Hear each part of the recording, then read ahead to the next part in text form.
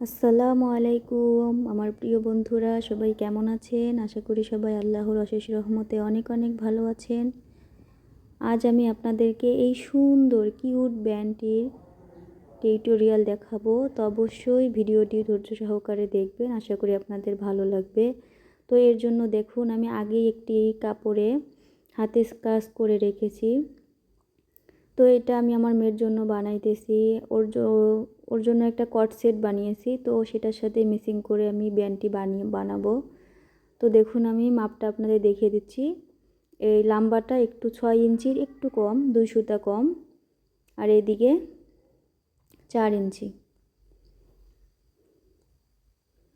এটা 5 ইঞ্চি নিয়েছি। আর এই যে ব্যানের যে লম্বাটা হবে, আমি সে কাপড়টা নিয়েছি এখানে। তো এটার মাপটাও আপনাদেরকে দিয়ে দেখিয়ে দিচ্ছি। দেখুন আমি কতটুকু লম্বা নিয়েছি। তো দেখেন, এখানে আমি 32 ইঞ্চি লম্বা নিয়েছি। আপনারা চাইলে কিন্তু আরও বেশি করেও নিতে পারেন, তাহলে ব্যানের কুচিটা ভালো হবে, দেখতে সুন্দর লাগবে আরও। তো এখন আমি এটা সেলাই করে নেব। এর জন্য দেখুন, আমি একটু ভাঁজ দিয়ে নিলাম উল্টা সাইডে। আমি এই সাইডেই সেলাই করে নেব। এটা কিন্তু আমার উল্টা সাইড। এই যে আমি এইভাবে সেলাই করে নিতেছি, দেখুন। তো এইভাবেই আমি পুরোটা সমান রেখে সেলাই করব। কাপড় যেন কম বেশি না হয় সেটার দিকেও খেয়াল রাখতে হবে। এই যে শেষেও আমি এইভাবে কাপড়টা একটু মুড়িয়ে নিতেছি।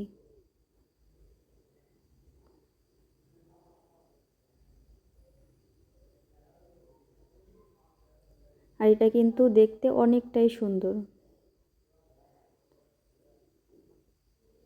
আমি কিভাবে কাজ করছি আপনারা হয়তো দেখেই বুঝতে পারতেছেন। তো দেখুন, আমার এটা করে নেওয়া শেষ। এরপরে আমি একটা সেফটি পিন নিয়েছি। তো সেফটি পিনের সাহায্যে আমি এটা উল্টিয়ে নিব। এই যে সেফটি পিনটা এভাবে ভিতরে ঢুকিয়ে আমি কিন্তু এটা উল্টিয়ে নিব।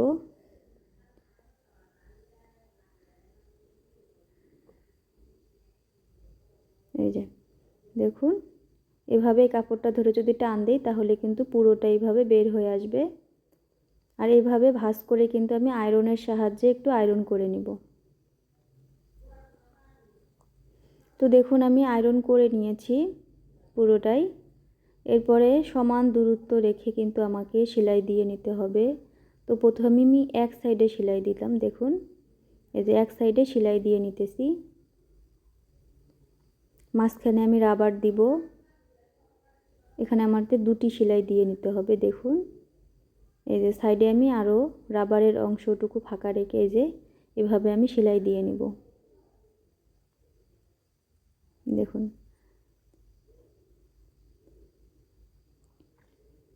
মাঝখানে কিন্তু আমার রাবার হবে।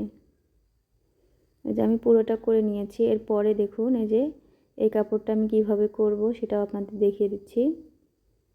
আমি একটু মার্ক করে নিলাম। এই মার্কের মাঝখানের অংশটা আমি সেলাই করব না। এই যে এটা ফাঁকা রেখে, তো দেখুন মাঝখানে কিন্তু 1 ইঞ্চির মতো ফাঁকা রেখে আমি সেলাই করে নিয়েছি। তো এরপরে যে দুই সাইড বাকি রয়েছে, তো দুই সাইডে আমি দেখুন কাপড়টা এভাবে এই যে ফুলগুলো মাঝখানে নিলাম, নিয়ে আমি দুই সাইডেই সেলাই করে নেব। তো এখানে আমি দুই সাইডেই সেলাই দিয়ে নিব।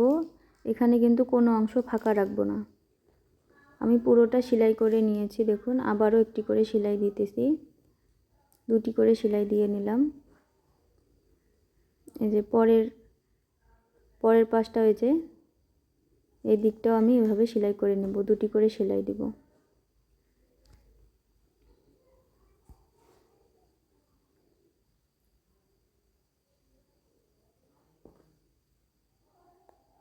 সুতাটি কেটে নিয়েছি। তো মাঝখানে যে আমি 1 ইঞ্চি ফাঁকা রেখেছি সেখান থেকে কাপড়টি আমি সিধে পাশ করে নিয়েছি, দেখুন। এরপরে আমি আয়রন করে নিয়েছি। এরপরে যে এই কাপড়টিও আমি এইভাবে একটু ফিতার মতো করে নিব, যে পুরোটা সেলাই করে নেব, দেখুন। এই যে আমি কিন্তু সেলাই করে নিয়েছি। এরপরে এটা আমি কিভাবে, দেখুন, এটাও কিন্তু আমি ভালো পাশ করে নিব। এর জন্য সুই সুতা লাগবে আমার, তো আমি সুই সুতা নিয়েছি। তো এই যে এইখানে আমি একটু সেলাই করে এই যে সুতাটি আটকিয়ে দিলাম, দেখুন এভাবে। এরপরে যে সুইয়ের যে নিচের অংশ রয়েছে, নিচে যেভাবে মাঝখানে দিয়ে ঢুকিয়ে যদি এভাবে আমি বের করে নিয়ে আসি, তাহলে কিন্তু এটা সুন্দরভাবে দেখুন ভালো পাশ হয়ে যাবে। এই যে কেচির মাথার সাহায্যে এভাবে আমি কাপড়টা ভিতরে ঢুকিয়ে দিয়ে এভাবে টান দিব, আস্তে আস্তে টান দিব। বেশি জোরে টান দিলে কিন্তু সুতা ছিঁড়ে আসবে।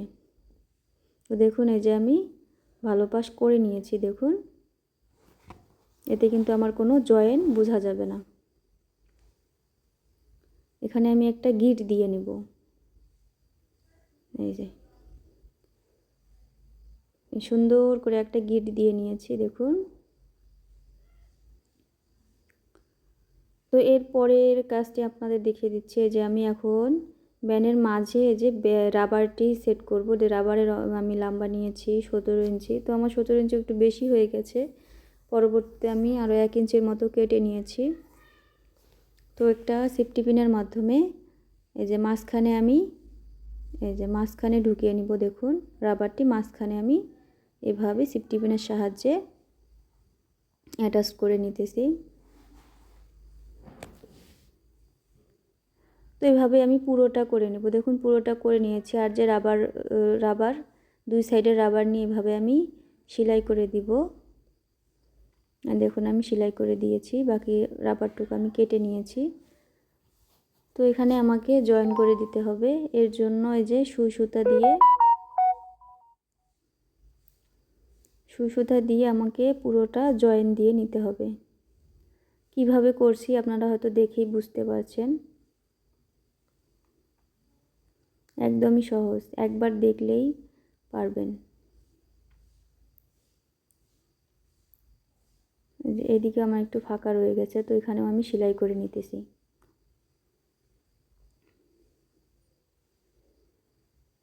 এই যে দেখুন পুরোটা সেলাই করা নেওয়া হয়ে গেছে। এই যে এই কাপড় দুটা একসাথে করে আমি এখানে এই যে সেলাই করে দিব আবারও, দেখুন।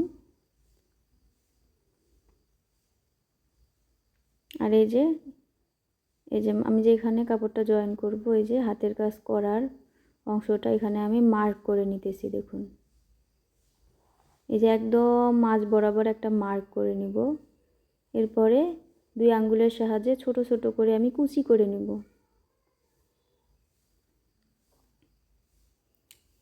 এই যে দেখুন আমি কুচি করে নিয়েছি, সুন্দর কিন্তু একটা প্রজাপতির মতো ডিজাইন হয়ে গেছে। এটা আমি এই যে মাঝখানে জয়েন করে দিব, তাহলে কিন্তু আমার দুই সাইডের জয়েনটা কিন্তু বোঝা যাবে না। আপনারা চাইলে কিন্তু এভাবেও জয়েন করে নিতে পারেন, তো আমি এভাবে করছি না। তো এই যে এখানেই দেখুন, এখানে আমি একটা গিট দিয়ে দিব, যাতে আমার এই কাপড়টা সুন্দরভাবে এক সমান হয়ে থাকে। এই যে এখানে আমি একটা গিট দিয়ে নিলাম। এরপরে আমি এই কাপড়টা এখানে জয়েন করব, দেখুন এভাবে জয়েন করে নেব। যে জয়েন করে নিয়ে আমাকে কিন্তু সুই সুতার মাধ্যমেই এটাকে জয়েন করে নিতে হবে। সুই সুতা দিয়ে এভাবে সুন্দর করে সেলাই করে নেব, যাতে কাপড়টা শক্ত করে আটকিয়ে থাকে, এই যে খুলে না আসে।